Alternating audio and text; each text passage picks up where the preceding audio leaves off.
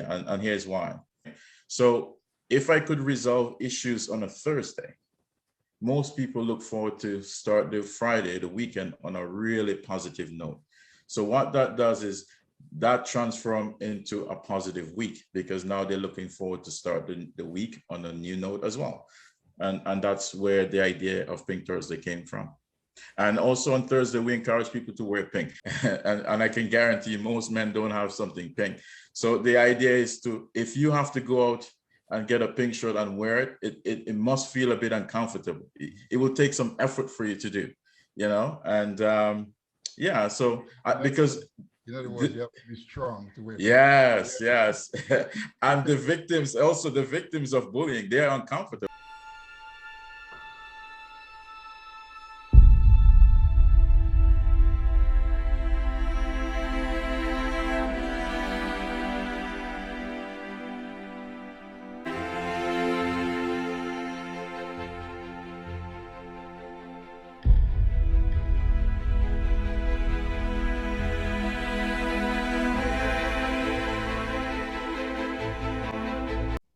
A pleasant good afternoon to you, Cippy and Moulton, and to all your viewers, wherever you are. Good afternoon, good evening to everyone. Good afternoon to everyone. Good afternoon, Radio Land. Good afternoon to our Facebook fans out there. Pleasant good afternoon to you, Mark. Welcome back to Vincy Internet Radio. Now we're going to start off, Mark. We're going to start the program. I'm going to ask you to introduce yourself as usual, let the people know who you are, where you come from, and what your inspirations are. Absolutely. Thank you for the opportunity. My name is Mark Williams. I'm the founder for Pink Thursday, which is an anti-bullying initiative that we're trying to expand globally to try to create more awareness in regards to the bullying and racism that's going on around the world. I'm also a young and upcoming politician. I'm very ambitious in the field of politics, and at some point, I will definitely announce my candidacy to run in the Tri-Cities in British Columbia. So for those listeners who doesn't know where that is in British Columbia, Canada. And the Tri-City is made up of 3 cities, Port Moody, Coquitlam, and Port Coquitlam. So that's where I will be announcing my candidacy at some point in the near future. Also, I'm a proud Vincentian. I'm from St. Vincent, a beautiful village. Byra and Cippy will relate to that as well. We produce some of the greatest minds, I would think, in the country. So yeah, I'm here to answer any questions you may have, and I want you to get to know me a little bit more in terms of what inspired me and what drives me. So ask me any questions you may have.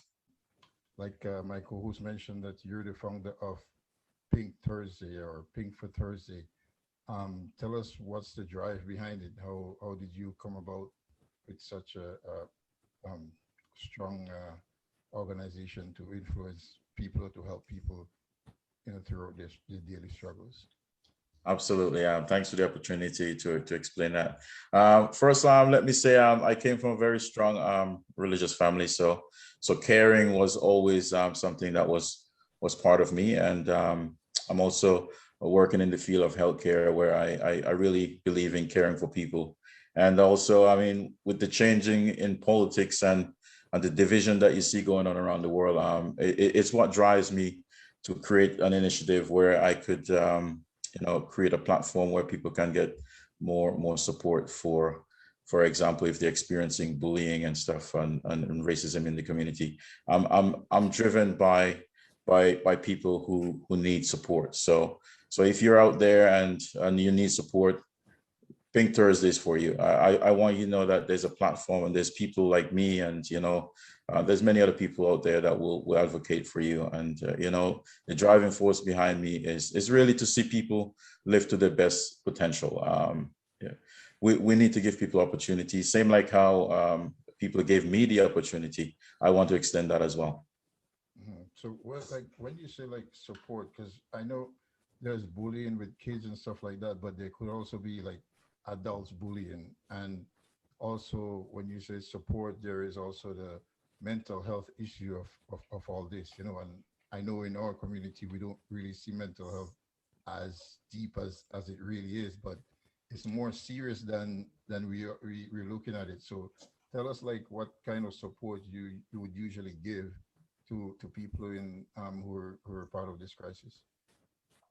So at Pink Thursday, we focus more on the adult form of bullying. So we at Pink Thursday believe that bullying is an adult issue, and here's why. Most kids that bully learn. Bullying is a learned behavior. They learn or they see it from adults. So one of the things that we do at Pink Thursdays is to try to empower people to be better. And three things that we promote is respect, support, and love. And we believe that if you can practice this on a weekly basis, this could be a daily habit that will make you and transform you into a better human being. And in terms of doing that, more and more people practicing that will be able to create stronger communities and a better world. Also, to answer the question of support, so one of the ways that we support people is to give them their voice. We empower people to use their voice. And my platform, if you ever have a chance to visit, it's people really in the community like me and you that are actually stepping up and actually using their voices to actually create a difference. So that's one way we create support, is to let people know that you will create allies. There's people that will stand behind you and will support you to get the help and support you need. Well, it's a great initiative. So what exactly do we do on Thursdays with the pink? Like, explain to us like why Thursday and what is the pink? No, great opportunity to explain that. So when I was in the process of thinking about a day when I can resolve any issues for people, I thought long and hard, and I came up with Thursday, and here's why. Most people who are experiencing bullying, they hate weekends. It's almost like a love-hate relationship, because they get away from their bully, and now they're home by themselves, and they're isolated, and they don't look forward to starting the new work week or the new school week or whatever that might be for you, wherever you're experiencing it, right? So if I could resolve issues on a Thursday, most people look forward to start the Friday, the weekend, on a really positive note. So what that does is that transforms into a positive week, because now they're looking forward to start the week on a new note as well. And that's where the idea of Pink Thursday came from. And also on Thursday, we encourage people to wear pink. And here's why I choose the color pink, because especially in our culture, men see pink as a very feminine thing, and I can guarantee most men don't have something pink. So the idea is if you have to go out and get a pink shirt and wear it must feel a bit uncomfortable. It will take some effort for you to do, and yeah, so because in other words, you have to be strong to wear. Yes. And the victims of bullying, they're uncomfortable. So you're actually feeling what it's like to be uncomfortable. Yes. So, once you're able to understand and to actually, go past your own personal fear, then you're transforming yourself, you're evolving, you're growing. And that's the whole idea. Yeah, I like the idea of Thursday, because someone once said to me that you don't open a mail on a Friday because you're going to have a bad weekend. And you don't open it on a Monday because you're going to have a bad week. I see the pink and the day of the week, how they get together, they gel together. So already we can see the brain child in you coming out, for that. And enough respect to you, enough respect. Now, we just want to let everyone know that the Pink Thursday is not only limited to you on the Vancouver side, is all over the world, right? So you just trying to extend your umbrella right now to people all over. What are you doing to have people outside of your geographical area for them to know about that? Yeah, thanks for the question. Yeah, so what we've been doing on Facebook is like I said earlier on, every week, every Thursday, we have somebody from the community that will feature on our Facebook, and they will share a story as to how we can all work together to end bullying and racism. So So that is one way that we use our platform. And also, I like the mentality where each one teach one. So now that you're aware of it, can you pay it forward? Now it's an opportunity for you, if for all you who are listening right now, is to share this idea with somebody and say, hey, this is an opportunity for not just myself, for all of us, because like I said, it's going to take a collective of efforts to actually make the world a better place, because I might be the one who started it, but it's really on all of us, really, because bullying is an issue that affects every single individual. Okay, so I understand now. It's what are you going to do with the information that you just heard about what I just shared? You share with somebody else. So each one teach one mentality. That's how we grow. That's how we become stronger, and that's how we can make the world a better place. Now, before my co-host jumps in, have you ever been bullied as a child, or since you arrived as an immigrant, since you arrived in Canada? What I can tell you, yes, in the form of racism, yes. I honestly believe racism is one of the biggest form of bullying. So yes, I have experienced it. Yeah. You have potential to be a politician this year. Sometime, tell us a little bit about your party. Tell us a little bit about the area that you want to represent. Yes, yeah. So I'm living in British Columbia. For all your listeners who are following right now, and that is one of the best provinces in Canada. I mean, I'm gonna get some pushback here, but I'll get some pushback. But I stand by it. Yeah, it's a very beautiful place. So I'm living in the Tri-Cities. So the Tri-Cities is made up of 3 cities: Port Moody, Coquitlam, and Port Coquitlam. So right now, I'm just weighing my options really to see which city is the best for me and will give me the best opportunity to represent the people. And once I decide that, I will be on this station, and I'm going to say it right now, you will be the first to know when and where I'm going to be announcing my candidacy. When is the election out in your area? So there's a federal election that just called last Sunday, and I think it's going to be in September. I think end of September. I think September 20th. I believe, yeah. But I won't start federally. I will be running. I can tell you, I will start provincially, and you can look forward to me probably in the next provincial election, and I will definitely let you know. When is that due? When the next provincial election due? So it's we recently have one. It will be due in the next 3-4 years. Yeah. So give me enough time to really plan my campaign and to really know what I really want to campaign on and what issues I really want to address for the people of British Columbia. Do you have an agenda that you are working on right now to take forward to the people? So one of the things that I'm actually big on is unity. Right now, we're seeing a lot of divisiveness going on right now, and I'm using my platform right now to create unity. And one way to build stronger communities and economic powerhouse is to create a society where everyone feel like they got a chance and they have a chance. So what I'm big on is right now creating unity. I want to bring people together. That's absolutely my main focus. That's going to be my agenda. I'm going to run my campaign based on unity and togetherness. That's going to be my platform. Being in the medical field, what are some of the things that you think you can offer as a politician to the residents? Absolutely. Great question. Healthcare. Let me say this very, very clear. Healthcare is a right. Okay. It's a right for every citizen, and I don't care what work of life you came from. I don't care your background, or I believe it's a right. I will absolutely make sure that every individual on this or in the area that I represent have access to the best care, and I mean not just in the hospitals. I mean dental care is also and dental care is a huge part of healthcare as well. So these are areas where I actually wanted to expand on, not just care in the hospital setting. The healthcare system is not just built on one segment of it.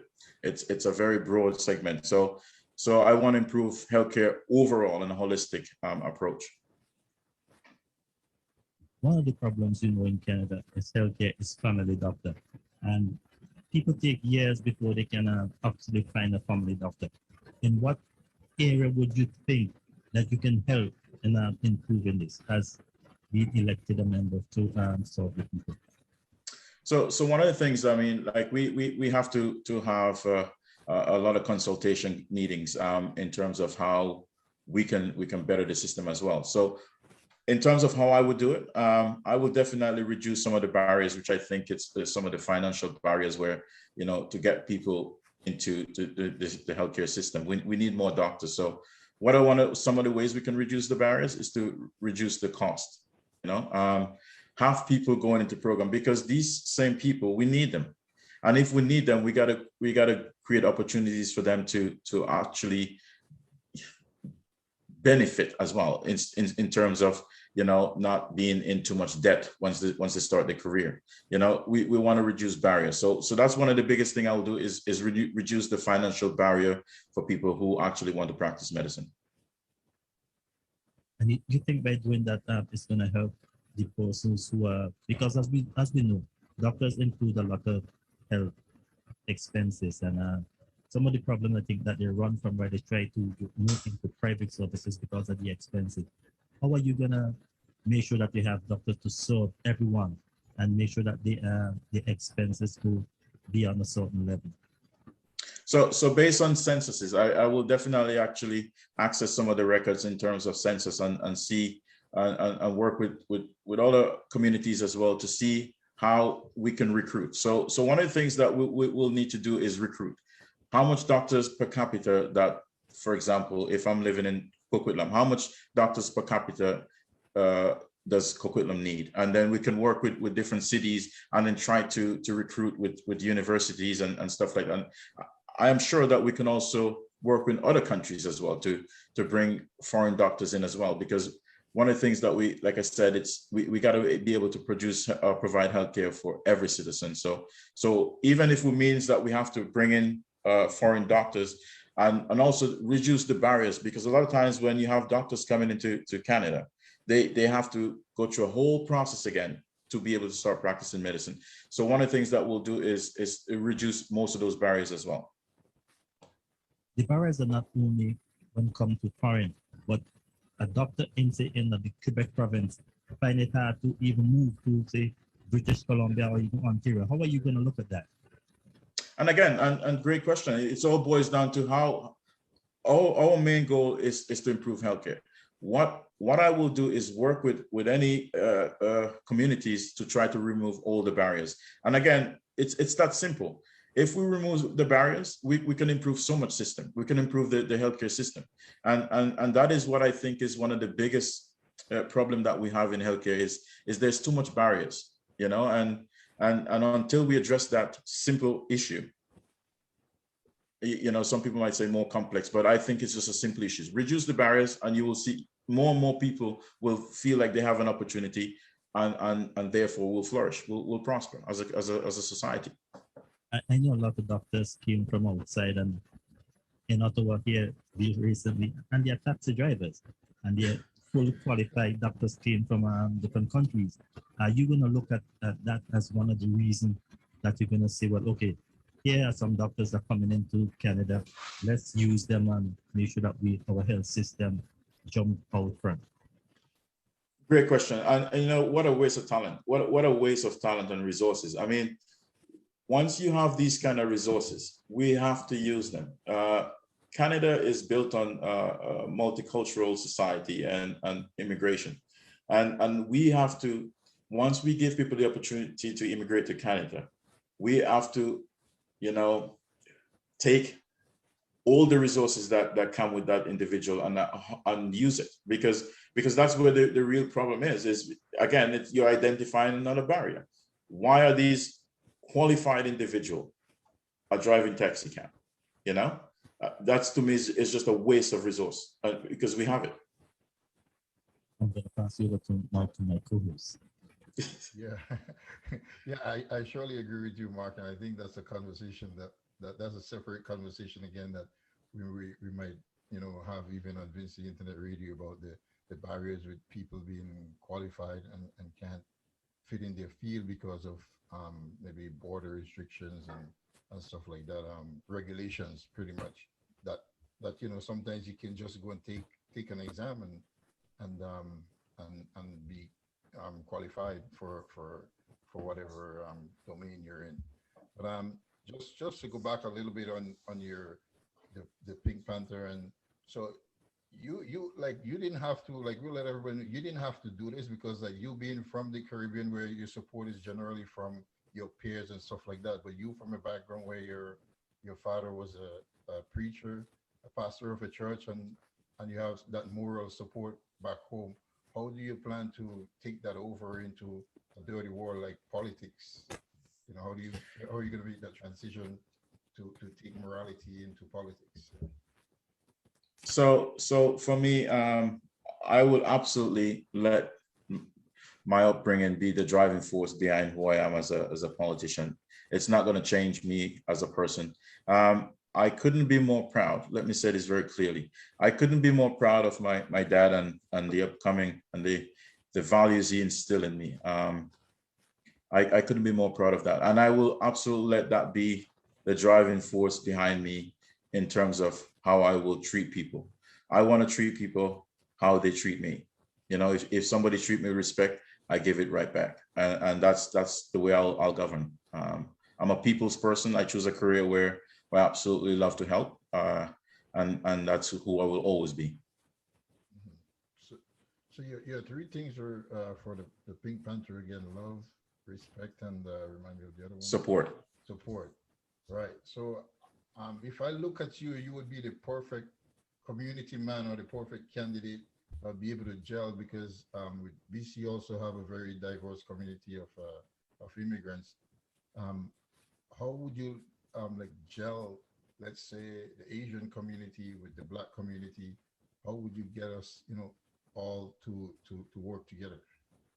So that you what you just did is that you're just telling me what I'm actually doing right now. So one of the things that I'm doing is actually getting people from the community. So it doesn't matter who you are. First, I see you as a human. Second, I see you as a Canadian citizen, and I will treat you as such.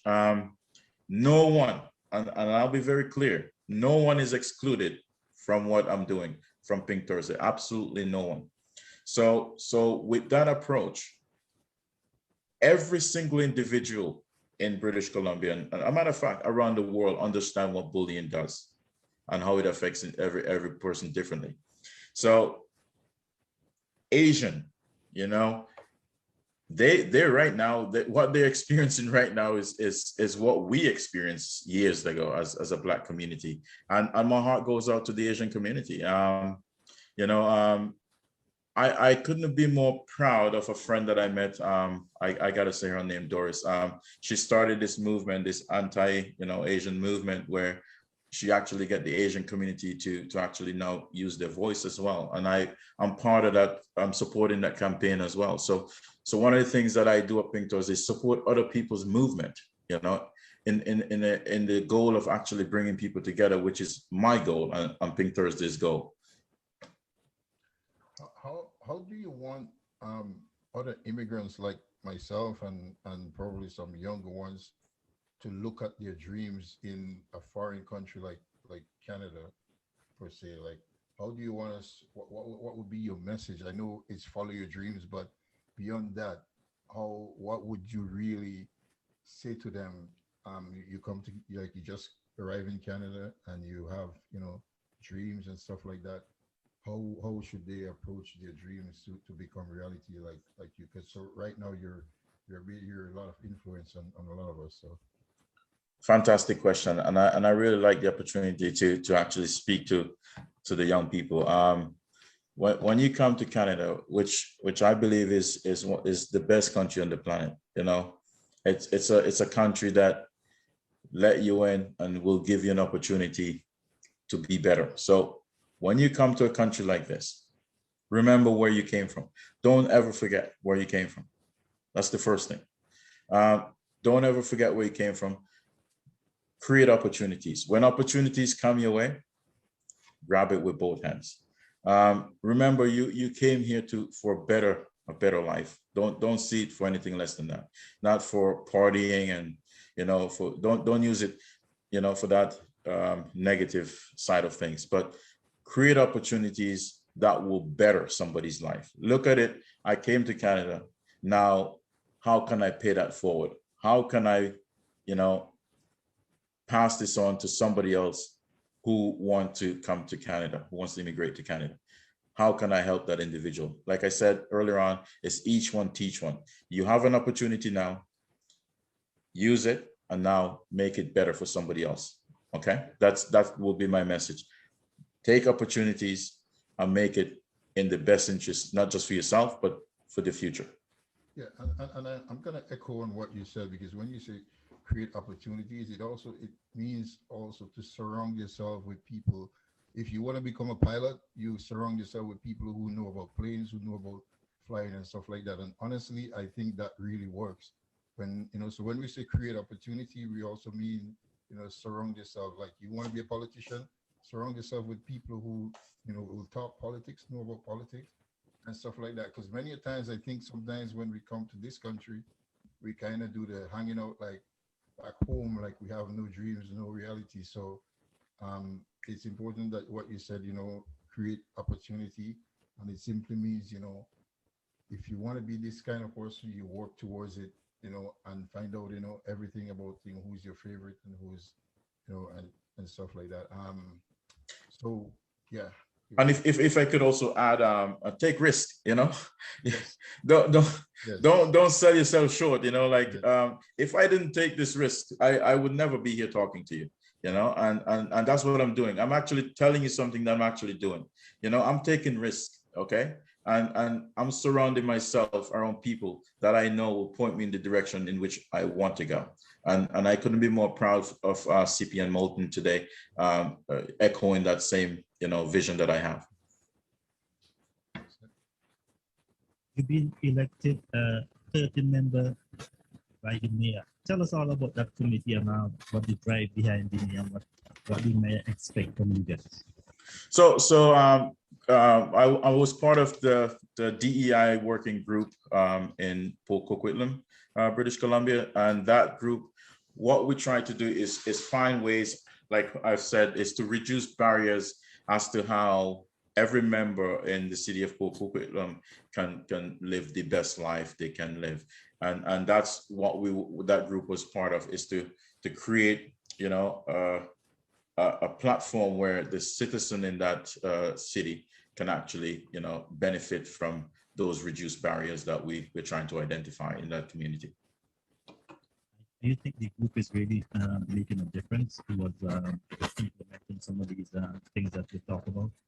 It's a first of its kind, so it's going to take some time before it's actually starting to see results, but I absolutely give the mayor full credit. I think it was brilliant. I think it was a brilliant move, and I think the citizen in Port Coquitlam should be very proud of our mayor, knowing that he actually take the initiative and follow through on having a discussion around diversity, equity, and inclusion. I think that's absolutely brilliant. So you look for better things in the long run from this committee? Absolutely. I mean, the vision that we have, and we identify a lot of barriers, and what I can tell you, it will take some time before you see a real change, but I'm highly optimistic. As a politician, being somebody who's very interested in politics and you want to represent people, there are always some kind of obstacles in the way. Right now, what kind of obstacles that you think that you have to go over before you can announce yourself as a candidate for your area? So great question. One of the things that I want people to understand is, first of all, I'm a citizen. I'm no different than any individual out there. I'm a humble individual. I will listen to you.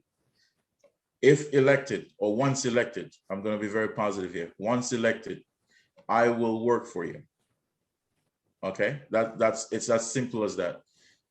Every time I put on my scrubs and walk into the hospital, I work for the people. That approach will never be different if I get into politics. I will always remember that. I was elected. The people put me there to represent them. I will do that without question. Without question. Do you see working in the medical field can help you somewhat to see which area you want to go into politics and how you want to make people's life better? Absolutely, absolutely. I learned so much, Cippy.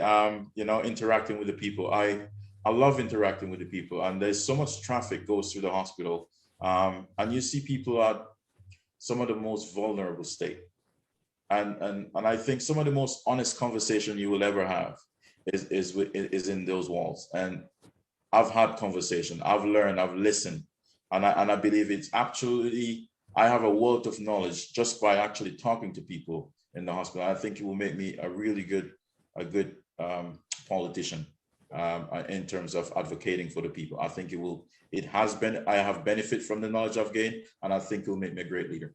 I absolutely think so. One of the things I notice about people working in the hospital, I have to be blunt here. Sometimes you see someone walk in, you may see two persons walk in. One look like somebody coming from the street. One look like somebody coming from a high society. How do you, as a medical person, deal with the person coming from the street? Do you give him the same respect as you will give the person of a higher society? Absolutely, absolutely, without question. I'm a very people person, and let me restate my background a little bit. I came from a very religious family, and one of the morals, one of the things that my father taught me is to care, is to care for the sick, the weak, the less fortunate among us. We are judged not by how we treat the best amongst us. We are judged by how we treat the less fortunate among us, and I will absolutely treat every individual with the same level of respect. That's what you will absolutely get from me. It shows up in my work, how I treat every patient. I treat them with absolute respect, and I will treat every human being that I encounter with the same level of respect. Absolutely. I just have one thing. I got some feedback. Somebody Facebook fans said that they're not hearing my co-host. So my co-host, I think it might have to turn up your mic a little bit more. But going back to our session here with Mr. Mark Williams, politician, trying to be a politician out in BC. So tell us a little bit more about you as a person and what you really want to offer the people when you get into politics. Fantastic. What you will expect from me if I have that opportunity to represent the people. What you will expect from me is a person who will communicate with you, a person who will tell you exactly what's going on and not gonna be, giving you misleading information. Because what you're seeing right now that's going on around the world is people losing faith in government, people losing faith in politicians. And that's really, really very, very sad, because it's an erosion in democracy. That's what we're seeing, is people don't believe in government anymore. So one of the things that I will do is to let the people know how I'll govern, and I will always be in communication with them, because remember, the people elected me, and it is absolutely their right to know exactly how I'm governed, and that's what they'll get from me. One of the modern things I notice in politics today is that everybody is into politics to enrich themselves. And when they get there, they forget about the people who put them there until the next 5 years. Tell us a little bit about what you intend to do as a politician towards that area. I think track records speak volume, and people need to be very careful who they elect. It's that simple. You got to really do your homework and research in terms of, what are some of the track record people have before they enter politics? What are some of the things that they did before they get into politics? If somebody's chasing after money before they get into politics, that's exactly who they're going to be when they get into politics. If you see a leader who is trying to bring people together and actually champion for people, the less fortunate among you, that's a person who you elect, because that's exactly who they're going to become. Power does not change you. It actually creates who you are. It reveals who you are. So if you were a money grabbing person before, you will be a bigger money grabbing person when you get into power. That's exactly who you're going to be. Politicians always make promises to the people. You get into politics and being representing the people. You make a promise and you cannot fulfill it. How would you go back to the people and tell them, well, okay, I cannot fulfill it this time, but next time? How are you going to send that message back to the people? Again, remember, I mean, I think some of the mistake what that politician make is failure to communicate and admit that they cannot get the job done at a certain time. Once you are in an elected position as a politician, you have a moral responsibility and a duty to report to the citizens, okay?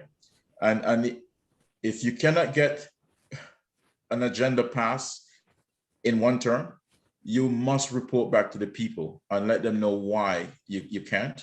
And I think that restore faith in democracy. Is a failure to report to the people, to the electorate, is a failure in democracy. That's the way I see it.